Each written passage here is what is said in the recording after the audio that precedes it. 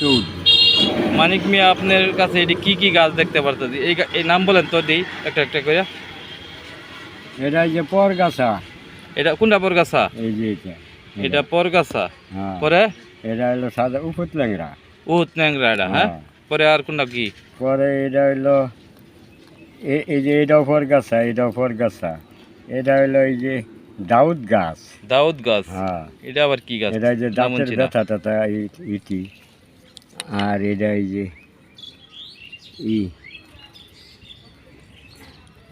এটা হলো ওই যে উপুত ল্যাংরার শিবা, এই যে সাদাটা। যাই হোক, এদিকে তাকান। আপনি কয় বছর ধরে এই কবিরাজি করেন? এটা মনে করেন 15-20 বছর। 15-20 বছর যাবত, হ্যাঁ। হ্যাঁ, আপনি কি কি রোগের চিকিৎসা করেন বা কি কি কবিরাজি করেন? এটা যে কুমোর ব্যথা ট্যাথা, জাবানি টাবানি, এই যে। আর কি? আর এই যে ওটা একটু গাছের এই যে একটু শক্তি টক্তি বাড়ায়। তাবিজ দেন, কবজ দেন, হ্যাঁ। হ্যাঁ হ্যাঁ, এটা কোন জায়গায় বানতে হইবে? জানাম তো জানি।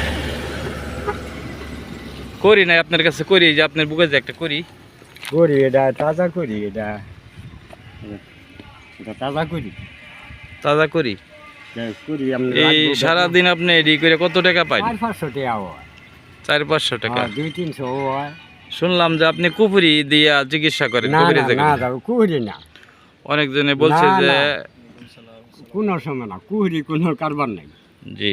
কুহুরি দেখি আপনার বাড়ি কোন জায়গায়? আপনার নাম কি বললেন? পুরাবাড়ি মানিক সাধু করে ডাকে। মানিক সাধু, হ্যাঁ। কবিরাজ মানিক সাধু বললে হ্যাঁ, সবাই চিনে।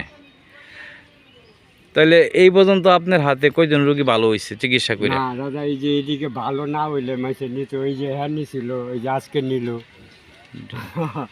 হ্যাঁ তাহলে অনেকজনে আপনার কাছ থেকে হ্যাঁ, নেয়। নিয়া ভালো হ্যাঁ, ফল হ্যাঁ, পাচ্ছে, হ্যাঁ উপকার পাচ্ছে না? হ্যাঁ হ্যাঁ, উপকার পাচ্ছি। শুনলাম যে আপনি গানও জানেন, অনেক সময় গান গান। না, গান গাই মাঝে মাঝে, বাবের কাটি মাড়ি আছে, বাজনা আছে। তাইলে একটা গান শোনান আমাদেরকে। না ও না, আমি তো জিগির টিগির করি, অন পিন্ডা ফুইরে গেছে, বুঝছো?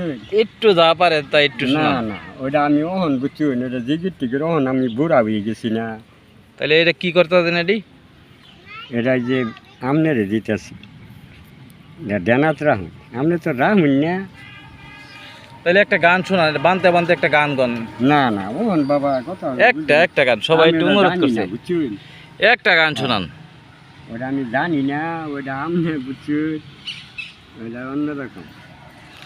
আপনি একটা লাইন বলেন, তাইলে আমরা খুশি হব।